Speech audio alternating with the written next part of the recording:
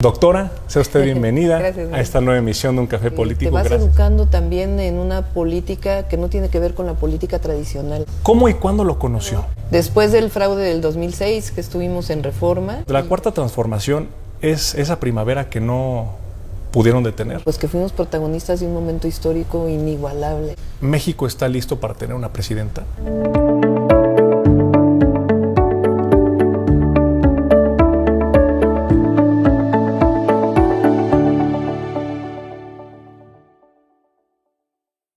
Amigas y amigos de Un Café Político, hoy es un día sumamente especial. Está con nosotros una activista universitaria, una gran soñadora e idealista, que formó parte del Consejo Estudiantil Universitario en 1986, luchando en defensa de la educación pública y de la máxima casa de estudios de nuestro país. Licenciada en Física, que llevara su primera investigación en las prácticas de las comunidades rurales, es decir, interesada siempre en los más desprotegidos. Una maestra en Ingeniería Energética y una doctora en Ingeniería Ambiental. Pero sobre todo, una política que ha sabido responder con congruencia, principios, valores, ideología, responsabilidad y lealtad a todas las encomiendas que la lucha democrática le ha conferido y que en la ciudadanía también le ha dado un voto de confianza en más de una ocasión. Me refiero nada más y nada menos que a la doctora Claudia Sheinbaum Pardo, jefa de gobierno de la Ciudad de México. Doctora, sea usted bienvenida Gracias, a esta nueva emisión de Un Café Político. Gracias por brindarnos Al este contrario, espacio. muchas gracias. Gracias a todos. Doctora, siendo una mujer universitaria, estudiante en la Facultad de Ciencias de la UNAM, hija de un químico y también de una bióloga, ¿por qué y cómo a los 20 años de edad incursiona al activismo político y social en un contexto en el que los jóvenes venían de sufrir dos grandes represiones históricas? La de 1968 y también la de 1971, donde prácticamente existía un control político y hasta ideológico y sobre todo represor y autoritario. ¿Qué motivó a esa gran joven rebelde y soñadora a ser activista y formar parte del movimiento estudiantil del CEU a mediados de los años 80? Sí. Bueno, en realidad empecé a participar antes. Yo estudié en la preparatoria en el CCH Sur de la UNAM y desde ahí acompañamos algunos movimientos, tanto movimientos de rechazados, de estudiantes que no podían entrar a la universidad, como movilizaciones de maestros, que pues desde la preparatoria ahí estuvimos. Y después, cuando ya estuve en la facultad, vino este movimiento del Consejo Estudiantil Universitario, que se creó por oposición a la primera privatización de la educación que se quiso hacer en nuestro país, y nada menos que en la UNAM. Lo que se quería era que la UNAM costara, que se tuviera que pagar por estudiar en la educación superior. Y de ahí pues hicimos un gran movimiento universitario, un movimiento triunfante además, porque echamos para atrás las cuotas y muchas otras cuestiones que venían en lo que entonces se llamó el Plan Carpizo para la Universidad Nacional. Y ahí pues crecimos con el movimiento social, ser parte de un movimiento social, pero en particular estudiantil, pues te hace convertirte en una persona, no solamente que te sientes parte de algo fundamental, sino que te vas educando también en una política que no tiene que ver con la política tradicional, sino una política que tiene que ver con la lucha y la demanda pues de justicia, finalmente, en este caso de la educación como derecho. Doctora, en este año 2022 estamos cumpliendo 25 años de gobiernos emanados de izquierda aquí en nuestra ciudad, en la Ciudad de México. Y usted ha sido una gran protagonista de este cambio. Y otro gran referente también ha sido nuestro presidente, el licenciado Andrés Manuel López Obrador. ¿Cómo y cuándo lo conoció? Al licenciado Andrés Manuel López Obrador, bueno, obviamente cuando él fue presidente del PRD, pues lo veía. Y no fue hasta finales, yo participaba como militante de base, nunca participé en la estructura de un partido político. Y a finales del 2000, ya cuando iba a entrar él al gobierno, participé en un evento de él en campaña para la jefatura de gobierno, que tenía que ver con la no privatización de la industria eléctrica, imagínate. Desde entonces. Y después un amigo mutuo, José Barberán, muy amigo de mi madre, le preguntó al licenciado López Obrador si conocía a una mujer que fuera afín al movimiento y que supiera sobre contaminación ambiental. Okay. Y me buscó y me preguntó que si quería ser parte de su gobierno, y le dije que sí, y desde ahí. ¿Ahí ya era doctora? ¿O? Ya era doctora, había participado en un grupo que encabezaba Mario Molina, Premio Nobel de Química, en donde estábamos estudiando justamente la contaminación atmosférica y el cambio climático. Sí. Y el licenciado López Obrador quería una persona afín al movimiento que estuviera participando en ese equipo de trabajo. Y con todo el conocimiento científico que también. Y con el conocimiento científico. Yo soy investigadora titular del Instituto de Ingeniería de la UNAM. Sí. Estoy hoy de licencia, pero yo he tenido siempre mi parte académica y he participado en la política. Y es importante mencionar que ha estado con el presidente Andrés Manuel en las buenas y sobre todo en las malas. Sí. Yo recuerdo haberla visto en cuando se le dio la presidencia legítima. Ahí estaba. Era parte del gabinete legítimo usted. Sí, fui secretaria del Patrimonio Nacional. Sí. Después del fraude del 2006, que estuvimos en Reforma, se formó el gobierno legítimo y desde ahí yo tomé la decisión de caminar junto a Andrés Manuel López Obrador. Décadas, años. Sin duda alguna, el legado histórico ideológico de los jóvenes que han luchado en diferentes etapas históricas de nuestro país, doctora, han dejado una huella muy importante en la vida democrática de la Ciudad de México. Y ahora incluso podemos decirlo que fue parte de la democratización del país. Aquí recordamos una frase de Pablo Neruda que dice: podrán cortar las flores, pero no podrán detener la llegada de la primavera. La cuarta transformación es esa primavera que no pudieron detener. Así es. Imagínate para nosotros que, bueno, en mi caso, que luchamos por el derecho a la educación, me preguntaste primero que cómo es que me incorporé a la lucha estudiantil. Mi madre participó en el movimiento del 68 como maestra. Okay. Ella era maestra del Politécnico, de hecho fue expulsada del Politécnico después del movimiento estudiantil. Y en mi casa pues siempre hubo una discusión política permanente. Mis padres siempre fueron de izquierda y de ahí pues fui recibiendo pues mucha información, mucha comunicación. Y para nosotros ahora el triunfo del licenciado Andrés Manuel López Obrador, el romper con un modelo que estaba basado en la corrupción, en los grandes intereses vinculados con el poder, y el construir un modelo democrático que esté pensando en los que menos tienen, pues es algo para nosotros increíble estarlo viviendo. Es dentro de 10, 15 años, si nos da la vida, estaremos recordando este momento como pues que fuimos protagonistas de un momento histórico inigualable. Entonces, creo que todos, porque a nosotros nos toca estar en el gobierno, a ti como diputado, pero a la ciudadanía, todos los que son parte de este cambio, es realmente una revolución pacífica lo que estamos viviendo. Para usted, ¿qué es la cuarta transformación? La cuarta transformación representa un movimiento que rompe con el gran poder económico en el poder político. Es un movimiento que fortalece la democracia en nuestro país, y la cuarta transformación lo que está construyendo es un nuevo modelo de desarrollo para nuestro México. Este modelo de desarrollo sustentado en la democracia, sustentado en una economía moral y sustentado en un modelo de desarrollo que piensa siempre en los que menos tienen. Eso significa disminuir desigualdades y abrir derechos. Dejó de ser la educación, la salud, un privilegio en nuestro país. Se construye como derechos. Y eso lo que significa pues es justicia social, al fin de cuentas. Así como la Ciudad de México se ha transformado de ser una regencia a una ciudad con su propio marco jurídico, ¿cómo se ha transformado Claudia Sheinbaum de aquella joven idealista y soñadora en la representante de todos los capitalinos de la Ciudad de México? Bueno, tengo 2 hijos muy grandes. Prácticamente, por lo pronto dejé la academia, y uno va madurando pues al lado del movimiento, como persona y como parte de este gran sentimiento que está transformando nuestra nación.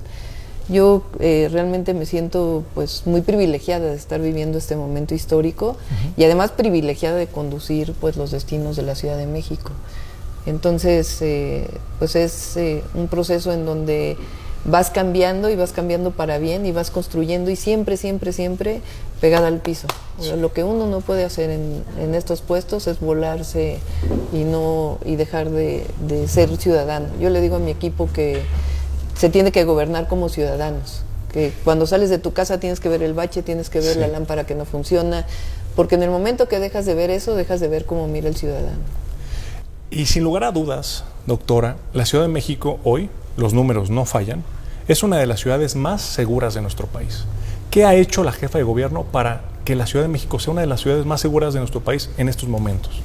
Una estrategia, es una estrategia con mucha consistencia que hay que llevar todos los días, no solamente desde el gabinete, sino, no les quito mucho tiempo, son 4 ejes, es la atención a las causas, a los jóvenes, tenemos muchos programas para los jóvenes vinculados con Jóvenes Construyendo el Futuro, particularmente los jóvenes que están en las colonias más desprotegidas.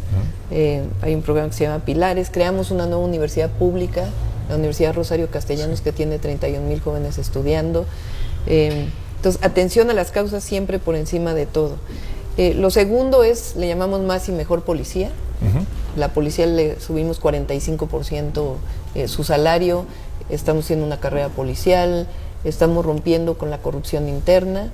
Y por otro lado, mucha inteligencia y investigación que se ha desarrollado muchísimo en coordinación con la Fiscalía General de Justicia y la coordinación con la Guardia, con la Sedena, con la Marina, con el Gabinete Nacional. Es una estrategia integral que le damos seguimiento todos los días para no tener Desde regresiones. la madrugada, ¿verdad? Desde la madrugada. Yo me levanto muy temprano, a las 4:30 ya estoy mandando Ahí vemos que WhatsApp. están en reuniones de seguridad todos los días. Todos los días a las 7 de la mañana. Qué energía, doctora.